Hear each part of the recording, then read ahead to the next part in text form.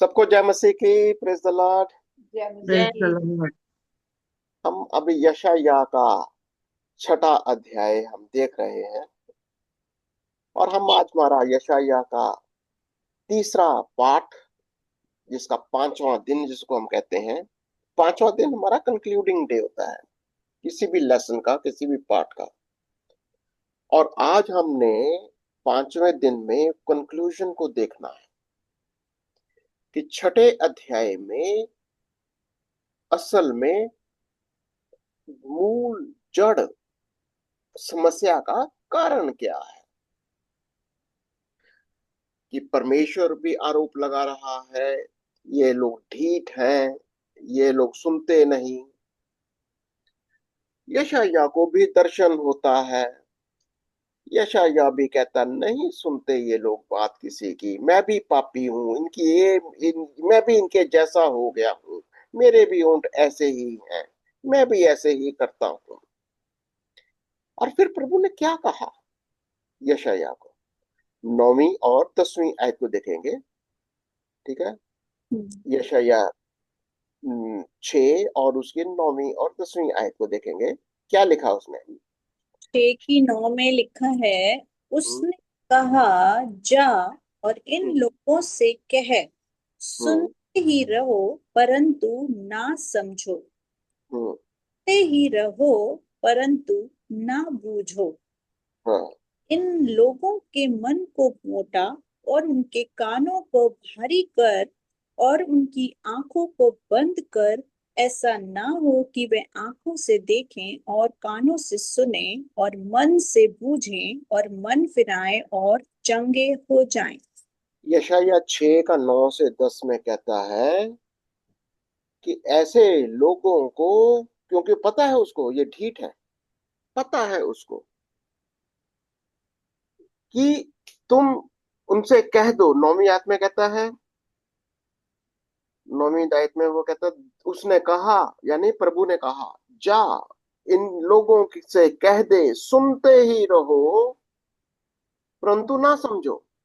मतलब ऐसे कि जैसे मैंने किसी को बार बार बोला, समझाया, और फिर परमेश्वर ने मुझसे कहा, मीनू जा और अब उनसे ये कह दे कि जब मतलब अति हो गई, जब उन्होंने बिल्कुल सुनना समझना बिल्कुल वो कर दिया, लास्ट में ये जाके बात आएगी ना कि परमेश्वर ने कहा ठीक है, और अब गुस्सा आ गया कि या जो भी लगा कि हाँ, जा इन लोगों से अब कह दे। तो हम ये कहते हैं, सुनते ही रहो ना समझो, देखते ही रहो ना बूझो, हम्म। देखते ही रहो ना बूझो। हम्म। ये इन लोगों के मन को, तो क्या ये मैं प्रभु से बोल रही हूँ, यशायाह प्रभु से बोल रहा है? अभी मन मीनू नहीं बोल रही, अब प्रभु बोल रहा है। अच्छा। मीनू मीनू की नहीं है ये ये वाणी अब यशायाह की नहीं रही। ये अच्छा, वाणी क्या ये नहीं बोल रहा है कि तू इनके मन को मोटा कर दे और कानों को भारी कर दे, वो नहीं बोल रहा है अब? अब ये वाणी प्रभु की है। प्रभु अच्छा। कहता है, मैं कहता हूं तुम जहां हो वहीं रहो। अच्छा, ओके। वजह क्या, इसकी इसके बीच की जो अंदर की बात क्या है, प्रभु को किस बात से चिढ़ आती है, आपको क्या लगता है। स्टबन रहते हैं जब ढीठ ढीठ हो जाते हैं। जब आदमी अपने, देखो प्रभु को सबसे सबसे बड़ी उसको जो चिढ़ आती है वो मूर्ति की होती है, इमेजिनेशन। या इमेजिनेशन जो जिसको हिंदी में कहते हैं मूर्ति, जिसको मूर्ति पूजा की भी हम कह देते, पूजा भी कह सकते हैं। मूर्ति पूजा मतलब देखो, मूर्ति पूजा का मतलब ये नहीं होता कि किसी मूर्ति के सामने, वो एक एक्सप्रेशन है उस चीज का। कोई आपके कल्पना। माइंड में कुछ आया, आपने भगवान की, परमेश्वर की मूर्ति को ऐसा बना दिया, हम्म। आपने अपनी सोच के अनुसार उसको एक शेप दे दिया, आपने उसको अपना इमेजिनेशन के अनुसार उसको अ, आप खुद ही सोच लिया कि हम्म। मेरी समझ में तो यही आता है, मैं तो इतना ही समझता हूं और मेरे को इससे बाहर नहीं निकलना। परमेश्वर ऐसे ही लोगों को वो दंड देता है, चाहे वो इजरायली हो, मसीही हो, कोई भी राष्ट्र का हो, कोई भी जाति का हो, जो अपनी इमेजिनेशन परमेश्वर की मूर्ति को किसी भी तरीके से अपने अंदर समा लेता है। शिक्षा क्या निकलती है? परमेश्वर चाहता है इस शरीर के अंदर, इस माइंड के अंदर पहले खाली करो इसको। पश्चाताप का क्या मतलब होता है? सब कुछ जो माइंड के अंदर है निकाल के बाहर निकालो। जो मेरे माइंड में है, जो मेरी अपनी इमेजिनेशन है, जो मेरी अपनी सोच है, जो कुछ मैं समझता हूं कि मैं बिल्कुल उससे उसको साइड में करके उसको साइड में करो। जब भी प्रभु के वचन को पढ़ते हैं हम अपने प्री कंसीव्ड माइंड के साथ नहीं चलते। मुझे तो यही समझ में आता है, अब मैं ऐसे ही समझूंगा, वो मूर्ति ना बन जाए कहीं। अपनी मनमर्जी करना, अपनी समझ का सहारा लेना, उसका मतलब हुआ अपनी समझ का सहारा लेना, यानी जो मेरे को समझ में आया वो मैं उसी को समझूंगा। इसको बोलते हैं कि कहीं ना कहीं हम प्रभु की आवाज को, प्रभु की आवाज कैसे बोलती है? आज क्या सबको प्रभु का दर्शन होता है जैसा यशायाह को हुआ? नहीं। आपको यशायाह की बातों पर विश्वास करना है।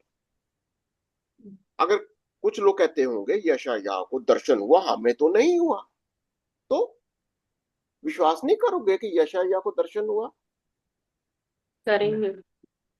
जो विश्वास नहीं करता वो अगर कोई कहे कि तो अच्छा, अगर कोई प्रचार कर रहा है कि प्रभु का वचन यूं कहता है, कहते तुम्हारे को समझ में आया, मेरे को क्यों नहीं समझ में आता? बता तो रहा है। अब यहाँ पर अंदर की बात प्रभु देख क्या रहा है? वो यशायाह की बात को नहीं सुनना चाहते, क्योंकि यशायाह को परमेश्वर ने भेजा, यहोवा ने भेजा। और यशायाह को रिजेक्ट करने का मतलब क्या है? परमेश्वर को रिजेक्ट करना। हम्म, जब आप किसी प्रमुख देखो, प्रभु पतरस यही तो सिखाता है, ऐसा बोलो जैसे परमेश्वर का वचन बोलते हैं। हम सब के साथ, हम सब परमेश्वर का वचन बोलना चाहिए, बोलना भी, बोलते भी हैं। और एक दूसरे को ऐसे ही रिसीव करो कि जैसे हम परमेश्वर का वचन बोलते हैं। और अगर हम किसी को रिजेक्ट करते हैं, सुनना नहीं चाहते, रिएक्ट करते हैं कि हमको तेरी जरूरत नहीं है, किसका विरोध कर रहे हैं हम? परमेश्वर का कर रहे हैं ना। और उसके लिए प्रभु का बेसिकली वो ये बात वो कहता है, फिर अब तुम जहां हो वैसे ही रहो। तुम बहरे हो बहरे ही रहो, अंधे हो अंधे ही रहो। यही तो वो कह रहा है वो उनसे। इन इन आयतों को हम थोड़ा सा और गौर करेंगे। मत्ती 13 और उसकी 13 से 17 को पढ़िए। मत्ती 13, ये मत्ती 13 से 17। प्रभु ने दृष्टांतों से बात करता था। ठीक है, निकाल लो जरा 13 से 13 का, 13 से 17। मत्ती 13 13 से 17। 13 में कहता है, मैं से दृष्टांतों में इसलिए बातें करता हूँ कि वे देखते हुए नहीं देखते और हम्म सुनते हुए नहीं सुनते और हम्म नहीं समझते। उनके विषय में यशायाह की ये भविष्यवाणी पूरी होती है, हम्म तुम कानों से तो सुनोगे पर समझोगे नहीं, और हम्म आंखों से तो देखोगे पर तुम्हें ना सूझेगा, क्योंकि इन लोगों का मन मोटा हो गया है। हम्म वे कानों से ऊंचा सुनते हैं और उन्होंने अपनी आंखें मूंद ली हैं। कहीं ऐसा ना हो कि वे आंखों से देखें और कानों से सुने और मन से समझें और फिर जाएं और मैं उन्हें चंगा करूं। पर धन्य है तुम्हारी आंखें कि वे देखती हैं, और तुम्हारे कान कि वे सुनते हैं, क्योंकि मैं तुमसे सच कहता हूं कि बहुत से भविष्यद्वक्ताओं ने और धर्मियों ने चाहा कि जो बातें तुम देखते हो देखें पर ना देखी, और जो बातें तुम सुनते हो सुने पर ना सुनी। आगे बोलो। तो नहीं ठीक है, हाँ, हम्म। ये 17 तक पढ़ दिया ना इसको। जी जी जी। तो प्रभु ने क्या कहा कि ये सब जो है जैसा भविष्यद्वक्ता ने कहा था, ये देखते हैं, आंखें हैं, पर आंखों से वो क्या देखना चाहते हैं, जो उनकी इमेजिनेशन है, जो वो माइंड में ऑलरेडी उनके प्री कंसीव्ड, ऑलरेडी उन्होंने सोच रखा है, जो उनको समझ में आता उनको वो ही देखना है। प्रभु का वचन कहता तुम अंधे हो, तुम वही सुनना चाहते हो जो तुम्हारा मन कहता है, ये तुम तुम्हें कब तक। बहरे हो। यस। और इसका इसका जो डायरेक्ट इसका मायना ये निकलता है कि तुम्हारे कान बहरे इसलिए हैं कि तुम वही सुनना चाहते हो जो तुम्हारे माइंड में है, जो मेरे मन में अच्छा लगे वही चलता है। और बहुत ये इसी के लिए विश्वासी के लिए कुछ भी अगर प्रभु का वचन होता है उसको वो नए तरीके से सुनता है। तभी तो विश्वासी लोग परमेश्वर का वचन 100 बार पढ़ोगे, 100 बार आपको नया दर्शन मिलेगा। क्यों? आप नए कानों से, नई समझ से, नई आंखों से उसको देखोगे। और अगर किसी को लगता है कि ये तो वचन मैंने पहले कल पढ़ा था, 100 बार पढ़ा होगा, अभी क्या कह रहा है, नया प्रकाशन। अभी क्या कह रहा है, अगर किसी के माइंड को, तब भी तो बहुत सारे लोगों का प्रॉब्लम ये होता है कि वचन को पढ़ना उनकी आदत नहीं होती, वचन को पढ़ने में उनको मजा नहीं आता, कि वचन हर बार एक नए तरीके से बात करता है। वो प्रभु आपको आपसे बातें तभी करेगा जब तुम पुरानी बातों को कहीं ना कहीं पीछे रखो अभी, अब तुम्हारी प्रभु के और उसको सुनो, वो क्या कह रहा है। तभी यीशु ने कहा कि मैं दृष्टांतों में इसलिए बात करता हूं। क्यों? तो चेलों ने पूछा ना, तो दृष्टांतों में क्यों बात करते हो? कहता मैं इसलिए कहता हूं क्योंकि ये मन इनके मोटे हो चुके हैं, इनके कान बंद हैं, इनकी आंखें मूंद गई हैं, वे अपनी आंखों से कुछ नहीं देख सकते, ना कानों से सुन सकते हैं। और अगर ये सचमुच में मुझे देखते हैं, सचमुच में मुझे सुनते हैं, मेरा वचन, मैं उनके रोगों को, उनकी समस्याओं को मैं चंगा कर दूंगा। अब चंगाई का कुछ फॉर्मूला निकलता है यहाँ पर। हम्म। आज बहुत सारे लोगों की समस्याएं क्या हैं? समस्याएं ये नहीं है कि वो फिजिकल प्रॉब्लम्स हैं, समस्याएं हैं ये आत्मिक समस्याएं हैं। आत्मिक रूप से अपने माइंड को, अपनी आत्मा को बांध के रखा हुआ है और बंधन में पड़े हुए हैं, उसी को मूर्ति पूजा कहते हैं। तुमने आइडल्स को बना के रखा हुआ, ये कह रहा हूं। ओके, थोड़ी सी और देख लेते हैं। मरकुस 4 और उसके 10 से 12, मरकुस 4 और 10 से 12। मरकुस 4 10 से 12 क्या, फिर क्या बोला? 12 चेलों ने पूछा उनसे। मरकुस 4 की 10 से 12। हम्म। 10 में लिखा है, जब वह अकेला रह गया तो उसके साथियों ने उस 12 समेत उससे इन दृष्टांतों के विषय में पूछा। उसने उनसे कहा, तुमको तो परमेश्वर के राज्य के भेद की समझ दी गई है, परंतु बाहर वालों के लिए सब बातें दृष्टांतों में होती हैं, इसलिए कि वे देखते हुए देखें और उन्हें उन्हें सुझाई ना पड़े, और सुनते हुए सुने भी और ना समझें, ऐसा ना हो कि वे फिरें और क्षमा किए जाएं। प्रभु क्षमा नहीं शायद करता। 9 आयत में यही लिखा हुआ है ना, शायद 6 की 9 में सेम अ, आयत है। यहाँ पर प्रभु का वचन कितना ऐसे लगता है बड़ा कठोर है। कठोर कह सकते हो, पर लेकिन क्यों? क्योंकि लोग अगर अपनी सोच को, अपने आप को ढीठ कर लेंगे, अपने अंदर के बुत को नहीं निकालेंगे, अपनी इमेजिनेशंस को नहीं तोड़ेंगे, अपने उस दायरे को जो अपने अंदर ही तुमने आत्मिक एक दायरा बांध रखा है। मेरी तो समझ में, मैंने तो पूर्वजों से यही सीखा, मेरे तो बुजुर्गों से, मैंने तो समाज से यही सीखा। आपने अपने आप को एक दायरे में बांध लिया, आपको उस दायरे से बाहर निकलना है, उस ब्लॉक से, उस उस जो आपने दायरा अपने इर्द गिर्द बांध रखा है।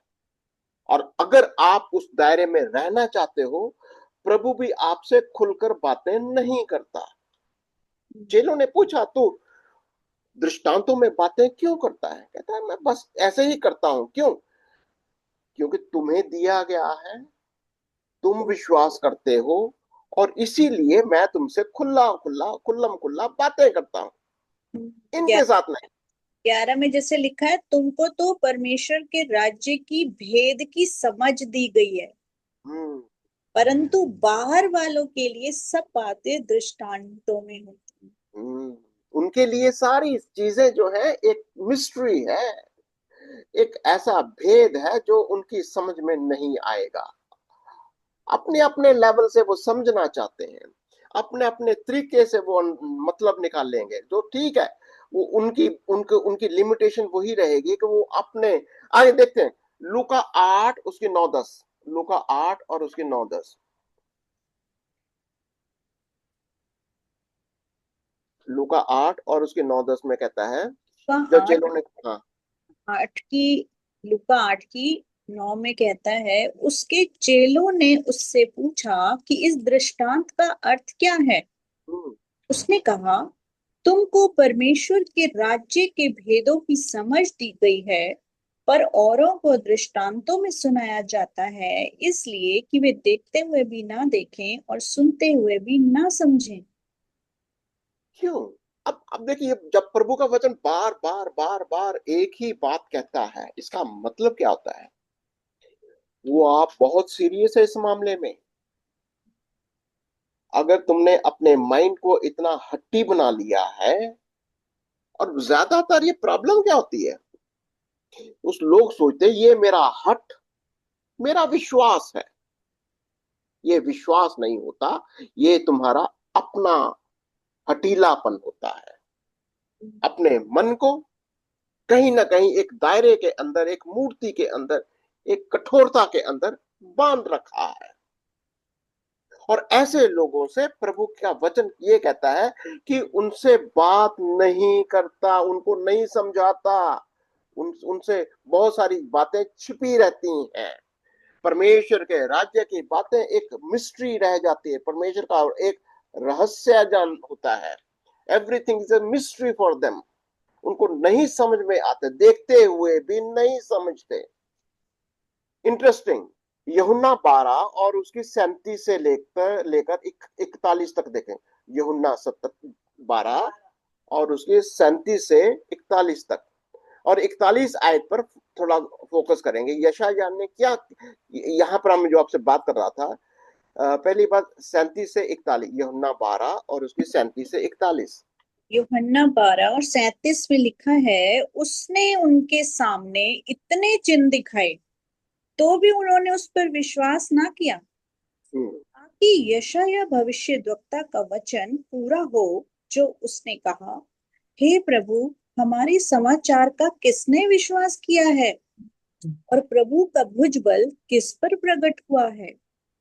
इस कारण इस कारण वे विश्वास ना कर सके, क्योंकि यशायाह ने ये भी कहा है, उसने उनकी आंखें अंधी और उनका मन कठोर कर दिया है, और कहीं ऐसा ना हो कि वे आंखों से देखें और मन से समझें और फिरें, और मैं उन्हें चंगा करूं। यशायाह ने ये बातें इसलिए कही कि उसने उसकी महिमा देखी और उसने उसके विषय में बातें की। क्या कह रहा है यशायाह? यशायाह की असल में देखो, यश मैं आपको यही बात से पहले भी बता रहा था। यशायाह को दर्शन है। हम्म यशायाह ने उसके सिंहासन को देखा। यशायाह ने परमेश्वर की महिमा को देखा। यशायाह के पास प्रभु का वचन आया। हम्म अब जब वो प्रभु के वचन की बात लोगों तक पहुंचा रहा है, उनके माइंड में क्या आ रहा है? हम्म आज भविष्यत वक्ताओं को, प्रभु के दासों को लोग सुनना क्यों नहीं चाहते? क्या तुम्हारे पास ही दर्शन आता है? हम्म क्या तुम्हारे पास ही वचन आता है? हम्म क्या हमारे पास वचन नहीं आता? क्या हमें समझ नहीं है? जब क्वेश्चन इस बात का होगा, इसमें लोगों का ढीठपन दिखाई देता है।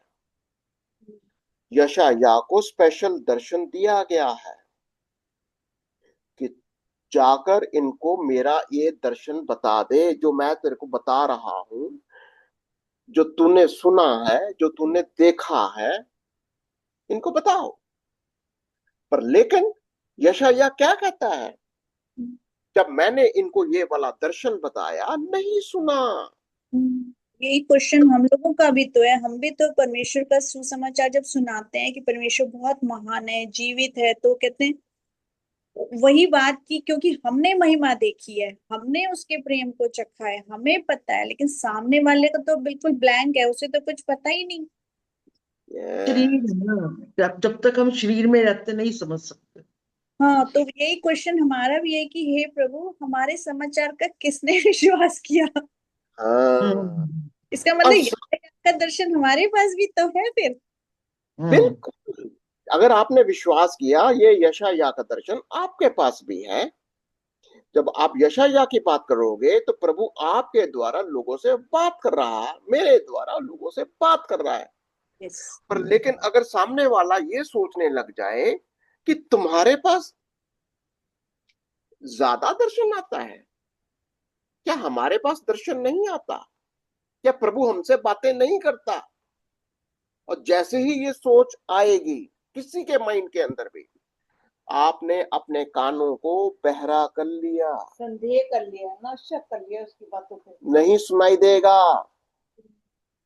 जब सामने वाले के ऊपर आपने संदेह किया, शंका की, मैं क्यों मानूं कि ये तेरे पास परमेश्वर का वचन है? जब आपने, इसका मतलब हमने अपने अंदर की इमेजिनेशन को, अपने अंदर के उस मूर्ति को, उसको ऐसा कठोर कर रखा है, हम बाहर से प्रभु के वचन को सुनना ही नहीं चाहते, और जो कुछ मेरे अंदर है उसके साथ में चिपका हुआ हूं। और बहुत सारे लोग इसको विश्वास कहते हैं। ये तो विश्वास यमुना नहीं हम्म 40 में ना कि उसने उसकी आंखें अंधी कर दी है, उनके मन को कठोर कर दिया है, हम्म, और उनकी आंखें के वो मन से समझ ही नहीं पाते। नहीं समझ पाते। यस। और क्योंकि ये उनकी आंखें अंधी हैं, क्योंकि वो जानबूझ कर अंधे हुए हैं, प्रभु का वचन कहता है कि अगर ये विश्वास करें, क्या यशायाह का क्या सा दर्शन कि मैंने यहोवा को देखा, हम्म इसका मतलब क्या है? कि अगर तुम ये विश्वास करोगे, यशायाह ने देख लिया, तुमने देख लिया, एक बराबर। जैसे तुमने पुत्र विश्वास किया। ने कहा कि तुमने पुत्र को देख लिया तो तुमने पिता को देख लिया। बिल्कुल। यीशु ने कहा, यही मैं तो मेरा पिता एक है, विश्वास करो। तो तुम भी, जिसने मुझे देखा उसने पिता को देखा। हम भी वही विश्वास के साथ परमेश्वर के साथ एकता में आ जाते हैं कि जैसा यीशु ने कहा, हम यीशु के वचनों पर विश्वास करते हैं। अगर हम प्रभु के वचनों को बोलते हैं, सामने वाला अगर वचन को नहीं सुनना चाहता, नहीं विश्वास करता, वो अपने मन को ढीठ कर रहा है। क्योंकि वचन, और इस उसका एक ही कारण, एक ही उसका चिन्ह दिखाई देता है। प्रभु का वचन यही सिखा रहा है कि वो कानों से सुनते तो हैं, समझ में नहीं आता, आंखों से देखते तो हैं, दिखाई नहीं देता, और सबसे बड़ी बात, उनकी प्रार्थनाओं में कोई चंगाई नहीं है। कहीं ऐसा ना हो कि अपने मन से पश्चाताप करें और मैं इन्हें चंगा कर दूं। ये सबसे बड़ी बात होती है, और ये सबसे बड़ी समस्या है बहुत सारे लोगों की, कि उनकी जिंदगी में ना तो अपनी जिंदगी में कोई चंगाइयां आती हैं, ना वो दूसरों को चंगाइयां दे सकते हैं। ठीक है। और ये बात को हम समझेंगे इस चीज को, कि चंगाइयां का कारण, देखो, मूल मंत्र सिर्फ यही है कि वचन को बोलो, वचन को ग्रहण करो। आइए देखते हैं प्रेरितों के काम 28 का 23 से 29 को देखेंगे। प्रेरितों का काम, ये देखो, प्रेरितों के काम 28 और 23 से लेकर 29 तक। क्या हुआ यहाँ पर, जब पौलुस पौलुस अपनी मिनिस्ट्री को बहुत ऑलमोस्ट फाइनल चला गया था, घर चला गया था, रोम में चला गया, लोगों को बहुत समझाया, नहीं समझ रहे। बड़ा ही जरा बड़ा इंटरेस्टिंग है ये। 28 जब रोम, पौलुस के साथ भी ऐसे ही हुआ।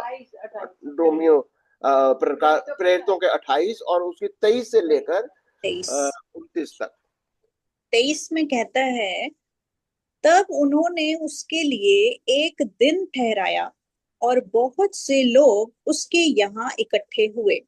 हम्म, वह परमेश्वर के राज्य की गवाही देता हुआ और मूसा की व्यवस्था और भविष्यद्वक्ताओं की पुस्तकों से यीशु के विषय में समझा समझा कर भोर से सांझ तक वर्णन करता रहा।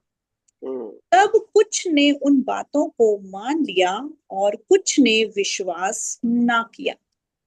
जब वे आपस में एक मत ना हुए तो पौलुस की इस बात के कहने पर चले गए, पवित्र आत्मा ने यशायाह भविष्यद्वक्ता के द्वारा तुम्हारे बाप दादों से ठीक ही कहा है, जाकर इन लोगों से कह कि सुनते तो रहोगे परंतु ना समझोगे, और देखते तो रहोगे परंतु ना बूझोगे, क्योंकि इन लोगों का मन मोटा और उनके कान भारी हो गए हैं और उन्होंने अपनी आंखें बंद की हैं।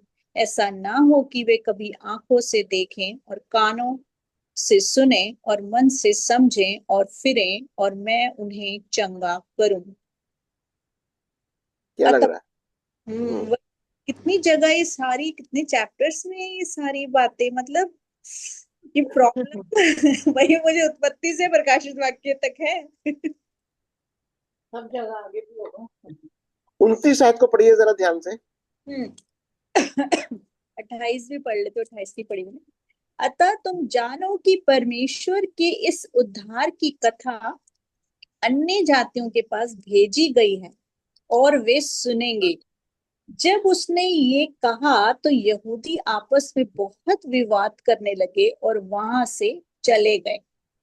क्या लग रहा है, यहूदियों का मन। अच्छा, एक चीज नोट करना, 29 आयत बहुत सारे बाइबल्स में नहीं है, ध्यान देना जरा।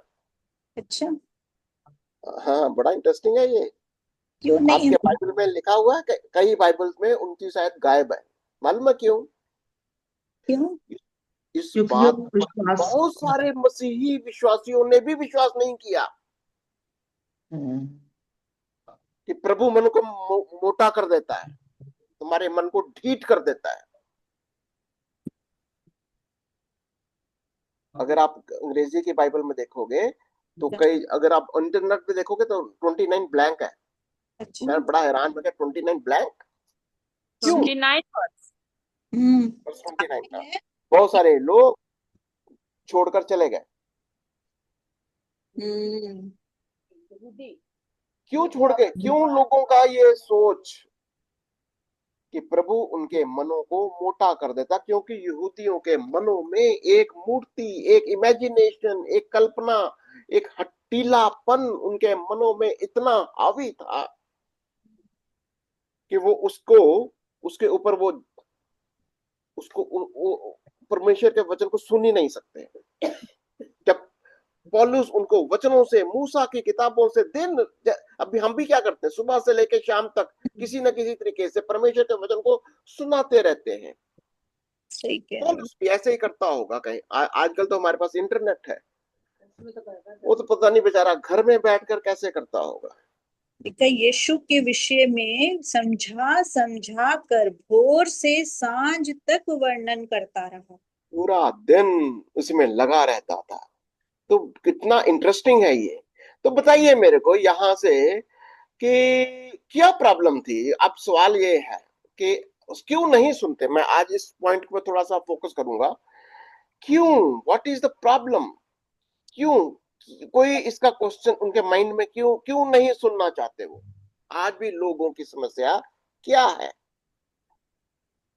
हम्म, कई लोगों की समस्या है कि जो हम पिछले बाप दादाओं से मानते हैं, मेरे पेरेंट्स मानते हैं, मैं भी यही मानूंगा। कोई कहता है कि नहीं, सब एक है, सब में एक ही चीज लिखी है। कोई कहता है कि नहीं, मेरे पुरखा ने जो किया, मैं वो निकलना नहीं चाहते, उनको डर लगता है, उनको वहम, मुझे लगता है कि खुदा को खोजना नहीं मांगते। खोजना नहीं मांगते उनको। अगर मैं कहूँ कि मुझे कुछ पता नहीं चलता तो मुझे कुछ करना पड़ेगा, एफर्ट तो करना ही पड़ेगा ना। वही तो। एफर्ट नहीं और करना मांगता। तो बहुत सारे हैं। खोजबीन करनी पड़ेगी। We have to seek the lord. Hmm, खोजबीन तो करनी सीकिंग, पड़ेगी। जो अच्छा, खोजबीन दूसरी करनी चीज पड़ेगी। है कि वो, हाँ, इंटरेस्टिंग, खोजबीन भी नहीं करनी, मालूम भी मेरे को सारा कुछ है। हाँ, पर इसके साथ टैली नहीं ना खोजबीन नहीं करते कि हम करनी, है कहाँ, हमारा पोजीशन कहाँ पर है। ना तो उनको जानने की जरूरत है, ना खोजबीन करने की जरूरत है, पता उनको सारा है। यहीं पर तो मार खा रहे हैं, अज्ञानता के कारण मेरी प्रजा नाश में और जाती है। अज्ञानता क्या है इसको, इसलिए मैं कह रहा हूँ ये सारा का सारा एक ही निचोड़ निकल रहा है, मूर्ति पूजा। और मूर्ति पूजा को आप ये मत सोचिए कि कोई मूर्ति बनाने वाली, वो यहाँ कुछ, विश्वासियों की बात हो रही है यहाँ पर। वो जैसे ऊपर की विश्वासी हवा, को, वो ऊपर विश्वासी की हवा।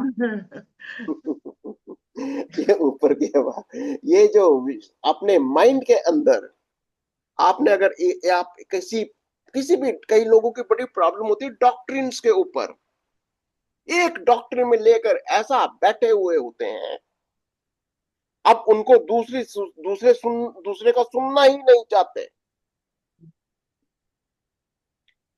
दूसरे कोई कोई और डिनोमिनेशन का आ जाता है, सुनना ही नहीं है हमको। इतनी खतरनाक, इतनी खतरनाक प्रॉब्लम्स आती हैं। बहुत मैं इंटरेस्टिंग। और हाँ जी, बोलिए। हाँ, वही मैं कह रही हूँ, आर्ग्यूमेंट्स ज्यादा करना चाहते हैं लोग, लेकिन जो रियल है वो सुनना नहीं चाहते। आर्ग्यूमेंट्स कर लेंगे। या तो प्रभु का ये अभी यशाया कहता है ये प्रॉब्लम तो है, क्या, हाउ टू हैंडल इट। ये वाली जो समस्या है, how you handle this question, उसका जवाब है यशाया 6 का 13।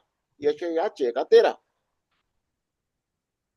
ठीक है, 13 में लिखा है, चाहे उसके निवासियों का 10वां अंश भी रह जाए तो भी वे नष्ट किया जाएगा, परंतु जैसे छोटे या बड़े बांज वृक्ष को काट डालने पर भी उसका ठूंठ बना रहता है, वैसे ही पवित्र वंश उसका ठूंठ रहेगा।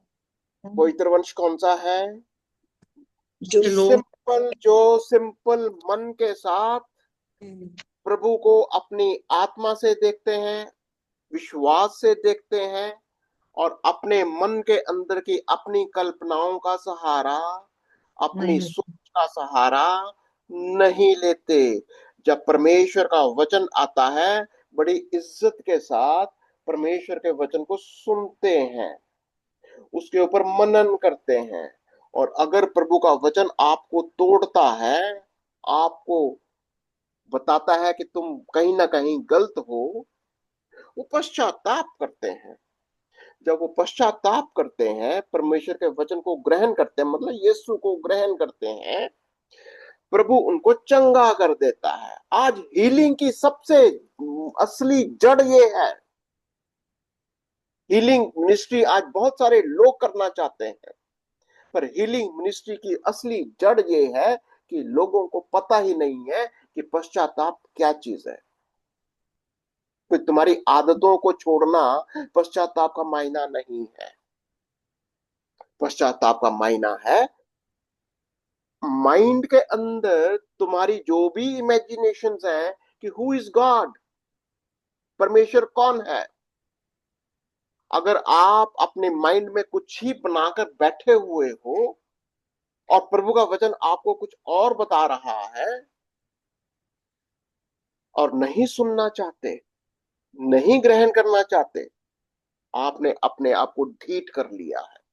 आप अपने उस दायरे के अंदर, उस इमेजिनेशन के अंदर आपने अपने आप को कैद करके रखा हुआ है और जानबूझकर उसमें से निकलना नहीं चाहते। पर लेकिन यशायाह 13 कहता है, ये 6:13 में कहता है, अगर वो अगर वो दशमांश भी 10 लोग भी बचे रहेंगे तो भी प्रभु उनको बचा लेगा।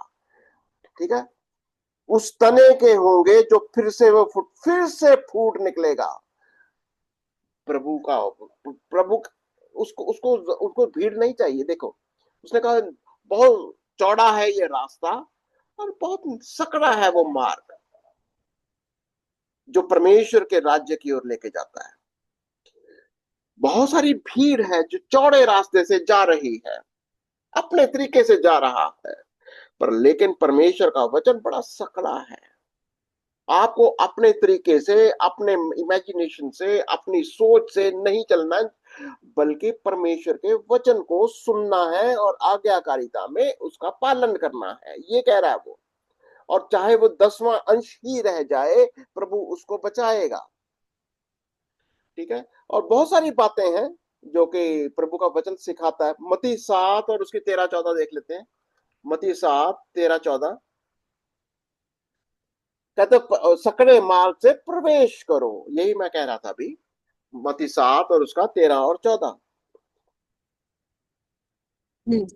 मत्ती 7:13 में कहता है, सकेत फाटक से प्रवेश करो, क्योंकि चौड़ा है वह फाटक और सरल है वह मार्ग जो विनाश को पहुंचाता है, और बहुत से हैं जो उससे प्रवेश करते हैं। क्योंकि सकेत है वह फाटक और कठिन है वह मार्ग जो जीवन को पहुंचाता है, और थोड़े हैं जो उसे पाते हैं। बहुत थोड़े लोग हैं। और आपको आश्चर्य नहीं करना चाहिए कि बहुत सारे लोग परमेश्वर के वचन को नहीं सुनना चाहते। बहुत सारे लोगों को परमेश्वर के वचन से प्रेम नहीं है। बहुत सारे लोगों का मन ढीठ हो चुका है और वो अपनी ढीठता को तोड़ना नहीं चाहते।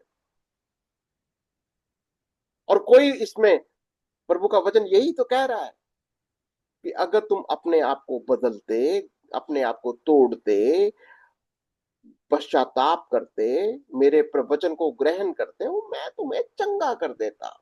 और ये बार बार इस बात को दोहराया गया। प्रभु ने इस चीज को फिर से कहा। देखिए, जब यीशु ने कहा मैं जीवन की रोटी हूं, मेरा बदन खाने की चीज है, याद है वो? जब यीशु ने कहा मेरा बदन खाने की चीज है, बहुत सारे यहूदी छोड़कर चले गए। प्रॉब्लम क्या है? वो अपने को कैसे कहता है मेरा बदन खाने तो की चीज है? कैसे, देखो यहाँ पर प्रॉब्लम क्या है कि वो खाने की चीज को अपनी इमेजिनेशन से समझ रहे हैं। यीशु क्या कह रहा था? यूहन्ना 6 को निकालेंगे। यूहन्ना 6 और उसके कौन से 35 से देख लेते हैं।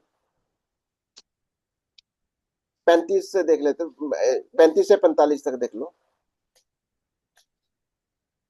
35 से 45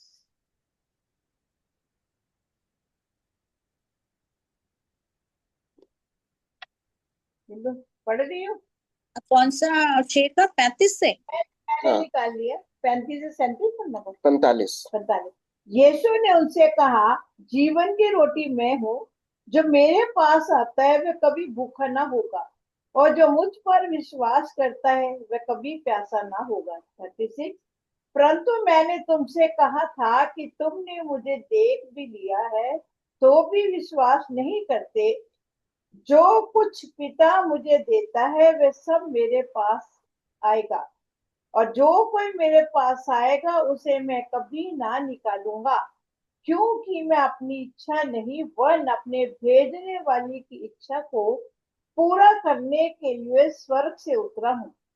और मेरे भेजने वाले की इच्छा ये है कि जो कुछ उसने मुझे दिया उसमें से मैं कुछ ना खाऊं, परंतु उसे अंतिम दिन फिर जिला उठाऊं, क्योंकि मेरे पिता की इच्छा ये है कि जो कोई पुत्र को देखे और उस पर विश्वास करे वह अनंत जीवन पाए, और मैं उसे अंतिम दिन फिर जिला उठाऊंगा। इसलिए यहूदी उस पर कुड़कुड़ाने लगे, क्योंकि उसने कहा था, जो रोटी स्वर्ग से उतरी वह मैं हूँ। अभी जो रोटी स्वर्ग से उतरी वो मैं हूँ। हाँ, और उन्होंने कहा, क्या ये यूसुफ का पुत्र यीशु नहीं, जिसके माता पिता को हम जानते हैं, तो वह कैसे कहता है कि मैं स्वर्ग से उतरा हूँ? यीशु ने उनको उत्तर दिया, आपस में मत कुड़कुड़ाओ, कोई मेरे पास नहीं आ सकता जब तक पिता जिसने मुझे भेजा उसे खींच न ले, और मैं उसे अंतिम दिन फिर जिला उठाऊं। जब तक पिता ना दे दे तो कोई मुझे दे ही नहीं कोई सकता। मेरे पास नहीं आ सकता। ये भी एक बड़ी घुंडी है, जब तक पिता ना दे दे।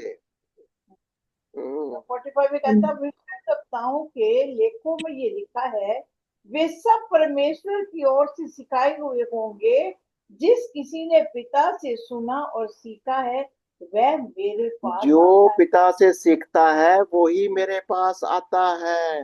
इसका नहीं क्या आ सकता। मतलब है? सीड वाली बात आ रही है। पिता की तुम ओर से नहीं सिखाए जाते, परंतु कुछ आइडल्स के द्वारा सिखाए जाते हैं। तुम्हारी अंदर की मूर्तियां जो हैं, योर ओन इमेजिनेशन, तुम उन संसार की उन मूर्तियों से सिखाए जाते हो। तुम परमेश्वर की ओर से तुम्हें नहीं सिखाया जाता, इसीलिए कोई यीशु के पास नहीं आता। यही कह रहा है वो। पिता देता है तो यीशु के पास हाँ, जाएंगे ना। तो और आगे देख लो, आगे हो गया। 45 पढ़ दिया। चलो ठीक है। तो क्या लग रहा कि यहाँ पर यशायाह की समस्या और आज हमारी समस्या में कोई फर्क है क्या? यशायाह की समस्या और आज हमारी समस्या में क्या फर्क है क्या? आइडल्स, मूर्तियां। मैं चाहूंगा आज पढ़ेंगे यशायाह 44 को। ये आज मेरा ये मेरा असाइनमेंट भी है कि मुझे प्रैक्टिकल जाना है कि आइडल्स क्या होती हैं। यशायाह 44 और उसकी पहली 20 आयतों को दो चीजों में डिवाइड करो। व्हाट इज गॉड, परमेश्वर कौन है, और मूर्तियां क्या चीज है। ठीक है, बड़े ध्यान से, आस्ता आस्ता। यशायाह 44 और उसकी पहली 20 आयतें। आस्ता आस्ता, जहां जहां जहां जहां परमेश्वर है उसके ऊपर निशान लगा लो, जहां जहां मूर्तियां हैं उसके ऊपर निशान लगा लो। ओके, यशायाह 44 है ना, ये पढ़ना है। हम्म परंतु अब हे मेरे दास याकूब, हे मेरे चुने हुए इज़राइल, सुन ले। तेरा कर्ता यहोवा, जो तुझे गर्भ ही से बनाता आया और तेरी सहायता करेगा, यूं कहता है, हे मेरे दास याकूब, हे मेरे चुने हुए यशूरून, मत डर, क्योंकि मैं प्यासी भूमि पर जल और सूखी भूमि पर धाराएं बहाऊंगा। मैं तेरे वंश पर अपनी आत्मा और तेरी संतान पर अपनी आशीष उंडेलूंगा।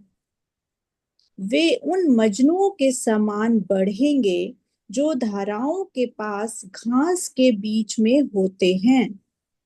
कोई कहेगा मैं यहोवा का हूँ, कोई अपना नाम याकूब रखेगा, कोई अपने हाथ पर लिखेगा मैं यहोवा का हूँ, और अपना कुल नाम इज़राइली बताएगा। यहोवा जो इज़राइल का राजा है, अर्थात सेनाओं का यहोवा जो उसका छुड़ाने वाला है, वह यूं कहता है, मैं सबसे पहला हूँ और मैं ही अंत तक रहूंगा। मुझे छोड़ कोई परमेश्वर है ही नहीं। जब से मैंने प्राचीन काल में मनुष्यों को ठहराया, तब से कौन हुआ जो मेरे समान उसको प्रचार करे या बताए या मेरे लिए रचे अथवा होने वाली बातें पहले ही से प्रकट करे। मत डरो और ना भयभीत हो। क्या मैंने प्राचीन काल ही से ये बातें तुम्हें नहीं सुनाई और तुम पर प्रकट नहीं की? तुम मेरे साक्षी हो। क्या मुझे छोड़ कोई और परमेश्वर है? नहीं, मुझे छोड़ कोई चट्टान नहीं, मैं किसी और को नहीं जानता। 9 ठीक में है। कह, हाँ जी, हाँ, ओके। कुछ कहेंगे? कहाँ तक पढ़ लिया? 9 तक। हाँ, आठ 20 आठ तक, 20। पढ़िए। 8। आठ। हाँ, पढ़ो पढ़ो। देखो, 9। आप बड़े ध्यान से देखते चलो। मैं चाहूंगा आप इसको बड़े आराम से देखिए कि यहोवा कौन है। जी। यहोवा कौन है? प्रभु याकूब, तू मेरा सेवक है। प्रभु क्या कहता है? तू मेरा, दास। अगर हम यहोवा को क्रॉस लगा देते हैं, तू हम्म। मेरा सेवक है इज़राइल, तू मेरी बात को सुन। तो जो प्रभु के लोग होते हैं वो क्या करते हैं? पहला, वो सुनते हैं। हम्म। मैंने तुझे चुना है। यस। जो कुछ मैं कहता हूँ उसे तू सुनता है, उस पर तू ध्यान देता है। फर्क हम्म। दिखाई दे रहा है आपको? प्रभु के लोग चुने हुए हैं। चुने हुए लोग हैं। वो हम्म। चुने हुए लोग सुनते और वो हैं, गर्व से ही, ध्यान देते हैं। हाँ जी। उनको गर्व से ही चुन लेते हैं। हाँ, बन- ये, हाँ। और मैं यहोवा हूँ, और मैं तुम्हें बनाने वाला हूँ। मैं ही यहोवा हूँ, मैं ही तुम्हें हमारा बनाने वाला कौन है? यहोवा। और जो कुछ जो कुछ तुझे तुझे बनाने वाला वो मैं ही हूँ। तो मैंने तुझे ही बनाया है। मैंने ही तुझे तुम्हारी माँ के पेट से हाँ, जीता, हाँ, मैंने चुना है, बनाया है, ठीक है, और तेरी सहायता की है। अब मत डर। अब यहाँ पर वो क्या कहता है उसको? मत डर, तू हम्म। मेरा चुना हुआ है। ठीक हम्म। है। और प्रभु की सारी चीजें आती। अभी थोड़ा सा मैं चाहूंगा इसको उधर चलो, दूसरी साइड से। जो झूठे देवताएं हैं, झूठे देवता क्या है? जो नौवीं आयत से, झूठे 9। देवता कौन हो गए? 9वीं में लिखा है, जिसकी हेडिंग है मूर्ति पूजा की व्यर्थता। हम्म। 9वीं में कहता है, जो मूर्त खोद कर बनाते हैं वे सब के सब व्यर्थ हैं, हम्म। और जिन वस्तुओं में वे आनंद ढूंढते उनसे कुछ लाभ ना होगा। उनके साक्षी ना तो आप कुछ देखते और ना कुछ जानते हैं। तो यहाँ पर मूर्ति क्या चीज है? मूर्ति क्या चीज है? आदमी उसको की बनाया जाता है। इमेजिनेशन। अपनी कल्पनाओं से ही सब कुछ गढ़ देते हैं। तुम्हारे माइंड में कुछ भी आ रहा है, और कुछ भी मूर्ति बना ली, और फिर उसकी पूजा करने लग जाओ। हम्म। तो यहाँ पर यशायाह क्या कह रहा है? 9वीं 10वीं आयत को थोड़ा देखिए, कितना इंटरेस्टिंग है ये। कि वो क्या कहता है कि जैसे वो एग्जाम्पल देता है कैसे, अ, जो मूर्त खोद कर बनाते हैं वे हम्म। के सब व्यर्थ हैं, हम्म। और जिन वस्तुओं में वे आनंद ढूंढते उनसे कुछ लाभ ना होगा। हम्म। उनके साक्षी ना तो आप कुछ देखते और ना कुछ जानते हैं, इसलिए हम्म। उनको लज्जित होना पड़ेगा। तो इनको लज्जित होना पड़ेगा। बड़ा इंटरेस्टिंग है, इनको लज्जित होना पड़ेगा, वो डर जाएंगे उनको। देखो, मूर्ति पूजा में क्या फर्क पड़ता है? मूर्ति पूजा का मतलब परमेश्वर आपकी जिंदगी में रियलिटी नहीं है। हम्म। आपको हर चीज से डर लगेगा, आपको किसी चीज की क्लैरिटी नहीं होगी। तुम एक अपने ऊपर ही नहीं, लोगों पर भी शक करते रहोगे। आपको अपने वचनों पर भरोसा नहीं, सामने वाले के भी वचनों पर भरोसा नहीं। कभी भी उनके अंदर एकता नहीं आएगी। वो ये मूर्ति पूजकों का, मैं मूर्ति पूजकों मैं एक बार फिर से कहता हूं, मैं उन लोगों की बात नहीं कर रहा, ये विश्वासियों की बात कर रहा हूं मैं। जो विश्वासियों ने मूर्ति को, अपनी इमेजिनेशन को अपने मन में डाल रखा है, मैं उन मूर्तियों की बात कर रहा हूँ। दूसरे वाले जो असली करते हैं वो तो है ही है, पर लेकिन ये मूर्ति पूजा ये असली है कि जब हम परमेश्वर को किसी इमेजिनेशन में अपने अंदर डाल लेते हैं। मतलब ये उन विश्वासियों के लिए जो जानते हुए भी परमेश्वर को नहीं जान रहे हैं, पर हाँ, वो कर बिल्कुल सकते हैं। उसका न उस बिल्कुल। ये उन विश्वास की बात है।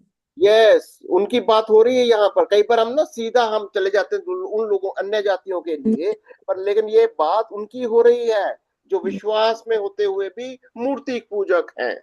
और यस। आगे चलो। हाँ, 10 में कहता है, किसने देवता या निष्फल मूरत ढाली है? देख, उनके सब संगियों को तो लज्जित होना पड़ेगा। कारीगर तो मनुष्य ही हैं। हाँ। वे सब के सब इकट्ठे होकर खड़े हों, वे डर जाएंगे, वे सब के सब लज्जित होंगे। लोहार एक बसूला अंगारों में बनाता और हथौड़ों से गढ़कर तैयार करता है। हम्म। अपने बल से वे उसको बनाता है, फिर वह भूखा हो जाता है और उसका बल घटता है। वह पानी नहीं पीता और थक जाता है। बढ़ई फूट लगाकर टांकों से रेखा करता है और रंदनी से काम करता और प्रकार से रेखा खींचता है। वह उसका आकार और मनुष्यों की सी सुंदरता बनाता है ताकि लोग उसे घर में रखें। ये देवदार को काटता या वन के वृक्षों में से जाति जाति के बांज वृक्ष चुनकर देखभाल करता है। वह देवदार का एक वृक्ष लगाता है जो वर्षा का जल पाकर बढ़ता है। तब वह के ईंधन के काम में आता है। वह उसमें से कुछ सुलगा कर तापता है। वह उसको जलाकर रोटी बनाता है। उसी से वह देवता भी बनाकर उनको दंडवत करता है। वह मूरत खुदवाकर उसके सामने प्रणाम करता है। उसका एक भाग तो वह आग में जलाता है और दूसरे भाग में मांस पकाकर खाता है। वह मांस भूनकर तृप्त होता, फिर ताप कर कहता है, आहा, मैं गर्म हो गया, मैंने आग देखी है। और उसके बचे हुए भाग को लेकर वह एक देवता अर्थात एक मूरत खोद कर बनाता है। तब वह उसके सामने प्रणाम और दंडवत करता और उससे प्रार्थना करके कहता है, मुझे बचा ले, क्योंकि तू मेरा देवता है। वे कुछ नहीं जानते, ना कुछ समझ रखते हैं, क्योंकि उनकी आंखें ऐसी बंद की गई हैं कि वे देख नहीं सकते और उनकी बुद्धि ऐसी कि वे बूझ नहीं सकते। कोई इस पर ध्यान नहीं करता और ना किसी को इतना ज्ञान या समझ रहती है कि कह सके, उसका एक भाग तो मैंने जला दिया और उसके कोयलों पर रोटी बनाई और मांस भून कर खाया है। फिर क्या मैं उसके बचे हुए भाग को घिनौनी वस्तु बनाऊं? क्या मैं काठ को प्रणाम करूं? वे राख खाता है। भरमाई हुई बुद्धि के कारण वे भटकाया गया है और वे ना अपने को बचा सकता है और ना ये कह सकता है, क्या मेरे दाहिने हाथ में मिथ्या नहीं? तो क्या लगता है कि जो मूर्ति पूजक बन गए हैं यहाँ पर, जो मूर्ति पूजक की परिभाषा है, हम्म। ये असल में है क्या? ये अपने आप में एक धंधा है। हम्म। लकड़ी का पेड़ लाना है, लकड़ी के पेड़ से कुछ को जलाना है, कुछ को काटना है, उसका धंधा चला हुआ है मूर्ति बनाने का। उसी से वो उसका भोजन चल रहा है, उसी से के ऊपर उसका विश्वास है। उसी मूर्ति को कहता कि मैं तेरी पूजा करता, तू मुझे बचा। हम्म। सारी चीजें क्या है? तो आज आज इसका कंक्लूजन क्या निकलता है? मूर्ति सबसे पूजा आज। एक बात इसमें नजर आई, 14 वर्ष में कहता है, वो देवदार को काटता या वन के वृक्षों में से जाति जाति के बांज वृक्ष। बांज वृक्ष, बांज हम्म। क्या है? हम्म। कुछ नहीं है। उस लकड़ी की से भी जो वो कर रहा है वो बांझ है, उसमें वो सूखे हुए ऑलरेडी। पेड़, सूखे हुए पेड़ जो होते हैं। हम्म। हम्म। अब ये एक किस्म से एक एक धंधा बना रखा है। उसी से रोटी खा, उनकी रोटी भी उसी से चलती है, हम्म। उसी से आग भी सेकते हैं, उसी से वो एक दूसरे के साथ वो कनेक्शन भी है, वही उनका उनकी सुरक्षा है, उस वही उनका देवता है। वो सब कुछ बेसिकली आपको क्या लगता है कि ये क्या बन गया है आज की डेट के अंदर? बिजनेस बन गया ना, बिजनेस। बिजनेस। यस। ये बिजनेस। देखिए, आज जो प्रभु की सेवकाई अगर आपके जीवन में, किसी के जीवन में भी एक बिजनेस है, तुम्हारे सिर्फ रोटी खाने का जरिया है, इमेजिनेशन है, पैसा। थोड़ा सावधान हो जाना। अगर आपके जीवन में प्रभु की सेवकाई आपको सिर्फ एक रोटी का जरिया है, आग तापने का जरिया है, आपकी रोजी रोटी और बस यही है धंधा, बी केयरफुल। कहीं ना कहीं ये मूर्ति पूजा के साथ फिट हो जाता है। और प्रभु इन सब चीजों को हमें सिखाता है।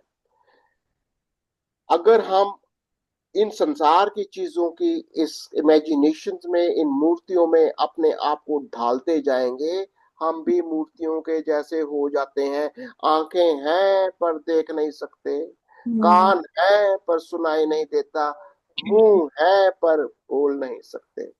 बहुत ढेर सारी बातें हैं जो हम सीख सकते हैं कि हम अपने विश्वास को परमेश्वर के सामने, प्रभु के वचन को कैसे ग्रहण करते हैं। एक दूसरे को ग्रहण करो, हम एक दूसरे को ऐसे ग्रहण करो जैसे कि कोई परमेश्वर का वचन बोलता है। पौल पतरस यही तो सिखाता है कि शायद दूसरा पतरस 4:11 है वो, कि ऐसा बोलो जैसा तुम परमेश्वर का वचन बोलते हो।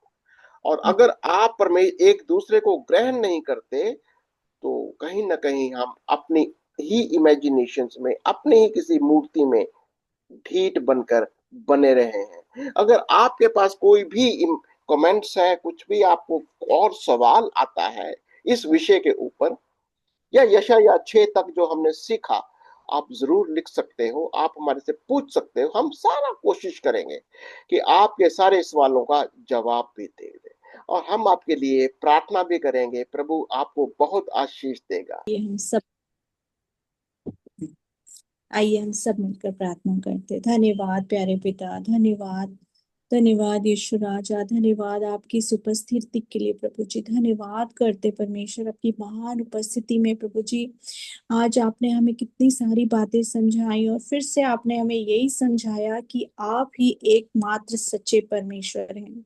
आप ही जिंदा खुदा हैं जो आदि से अंत तक हैं, जो हमें हर समय संभालते, हमारी माँ के गर्भ से पहले से प्रभु तूने हमें बनाया और रचा प्रभु जी।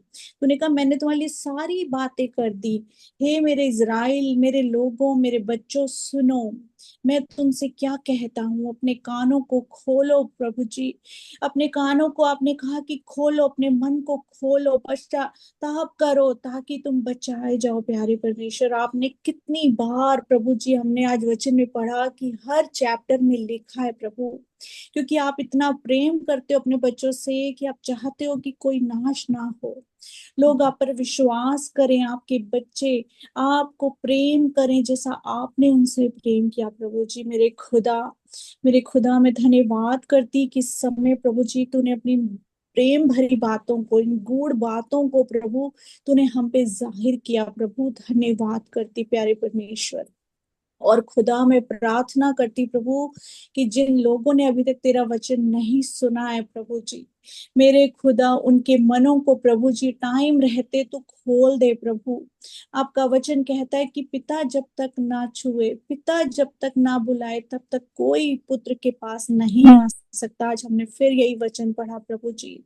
मेरे खुदा आप अपने बच्चों पे रहम करें, दया करें प्रभु, उनके अपराधों को क्षमा करे प्रभु, उनके ढीठ जो उनके दिल हो गए, जो उनके हटीलेपन हो गए प्रभु जी, जो कठोर हो गए आज मेरे खुदा, उनको फिर से नम्र कर प्रभु। तेरे वचन को प्रभु जी, तेरे वचन के द्वारा उनको हम सींचते हैं प्रभु जी। तेरा वचन का जल उनके ऊपर डालते प्रभु जी कि उनकी आंखें खुल जाएं प्रभु, वो तेरे जीवन के जल से पिए, तेरे जीवन के जल से वो पिए प्रभु जी, उसके नजदीक आए और तेरे जीवन की रोटी को खाएं प्रभु जी। मेरे खुदा मेरे यीशु राजा, दया कीजिए, क्षमा कीजिए सबको प्रभु जी और अपने पास लाइए प्रभु जी। मेरे खुदा मेरे यीशु राजा, हम आपका धन्यवाद करते हैं कि आपने ऐसा कर दिया प्रभु जी। मेरे खुदा हम धन्यवाद करते हैं आज के तेरे प्यारे वचनों के लिए। फिर से तूने हमें ये दिखाया, समझाया प्रभु कि अपने पापों से, अपने अपराधों से मुंह फेरो, क्षमा मांगते प्रभु जी कि हमसे भी जाने अनजाने अगर कोई गलती हुई, या हमने भी अपने दिलों में कोई मूर्ति बनाई, या हमने भी कोई अपनी समझ का सहारा लिया है प्रभु, तो हमें भी माफ कर प्रभु, माफ कर दे मेरे खुदा, क्योंकि हम भी जाने अनजाने में कभी ऐसे हो जाते हैं प्रभु। लेकिन तेरा वचन आकर फिर से प्रभु जी, तेरा पवित्र आत्मा आकर हमें फिर से प्रभु नया मन कर देता है, तेरे लहू से हमें धो के साफ और शुद्ध कर देता है प्रभु, और तू अपने बच्चों को फिर अपने नजदीक ले आता है प्रभु जी। धन्यवाद करती प्रभु इस समय कि हमसे कोई भी गलती हो तो तू फिर से हमें क्षमा कर और अपने अपने वाड़े में सुरक्षित ले आ प्रभु जी। मेरे खुदा तूने अपने वाड़े में हमें सुरक्षित रखा, अपने लहू के नीचे रखा सुरक्षित। धन्यवाद करते प्यारे पिता, धन्यवाद यीशु राजा, धन्यवाद इस समय प्रभु जी। मैं सारे ग्रुप के भाई बहनों को तेरे लहू में कवर करती प्रभु जी, उनके परिवारों को, उनके बच्चों को, उनके घरानों को तेरे लहू में कवर करती, और जो नहीं आए उनको भी हम आत्मा में याद करते, उनको भी तेरे पवित्र लहू में ढांपते प्रभु, उनके बच्चों को, उनके घरानों को, उनके सब रिश्तेदारों को, सबको प्रभु जी, उनके पूरे कुटुंब को तेरे लहू में ढांपते। और जितने यूट्यूब पे प्रभु जी इस वचन को देखेंगे सुनेंगे प्रभु, उन सबको भी प्रभु तेरे लहू में ढांपते, एक एक जन को आप छुएं और चंगा करें प्रभु जी। मेरे खुदा, मेरे खुदा, जो भी यूट्यूब पे ये वचन सुने प्रभु जी, मेरी विनती और प्रार्थना है उन सबसे की, और एक ही संदेश हम देना चाहते हैं कि अपने मनों को फिराएं, अपने मनों को कठोर ना करें, क्योंकि परमेश्वर आपसे बहुत प्यार करता है, यीशु मसीह आपसे बहुत प्यार करता है। आप उसके पास आए, अपनी प्रार्थनाओं को लेकर आए, अपनी परेशानियों को लेकर आए, अपने दिलों को लेकर आए, और उसके आगे झुकें और उससे अपने दिल की बात कहें। आप जैसे हैं वैसे ही आ जाएं, क्योंकि वो आपको उसी रूप में स्वीकार करता है जैसे आप हैं। मेरे खुदा, मेरे प्रिय भाइयों बहनों, आज जो भी इस यूट्यूब पे इस प्रार्थना को सुने प्रभु जी, वो अपने मनों को प्रभु मेरे खुदा उनकी मदद करना कि वो नरम कर सके और तेरी हुजूरी में आ सके, बैठ सके, तेरी उपस्थिति को मांग सके, तुझे धन्यवाद कर सके और तुझसे अपने पापों की क्षमा मांग सके। मेरे खुदा, मेरे खुदा, मैं धन्यवाद करती कि आपने ऐसा कर दिया मेरे खुदा।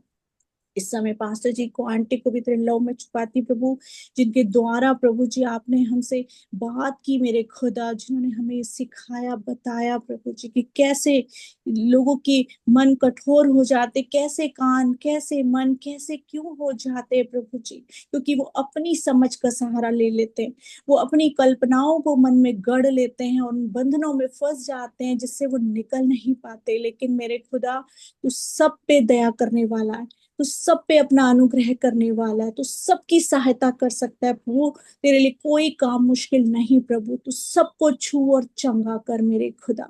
मेरे खुदा, धन्यवाद करते प्रभु जी कि आपने हमें इतने अच्छे टीचर दिए प्रभु जी। मेरे खुदा, इनको बहुत लंबी आयु देना, इनको खुश रखना, आशीषित करना, और इनके जीवन में प्रभु तूने फिर से एक नया साल जोड़ा प्रभु जी, कल इनकी एनिवर्सरी प्रभु, इनको मेरे खुदा और बरकत देना, ताकि तेरी राज्य के लिए इस्तेमाल हो, तेरी महिमा के लिए इस्तेमाल होने पाए, और सुरक्षित और बढ़ाई और अपने प्यार में और अपने वचन में आगे बढ़ाना। मेरे प्यारे खुदा, धन्यवाद करते, धन्यवाद यीशु राजा। सारी आदर महिमा आपको देते हैं और सारी प्रार्थना यीशु आपके प्यारे मीठे और जीवित नाम में मांगते हैं, सुने और ग्रहण करें। आमीन। आमीन एंड आमीन। प्रभु आपको बहुत आशीष दे, बरकत दे। God bless you.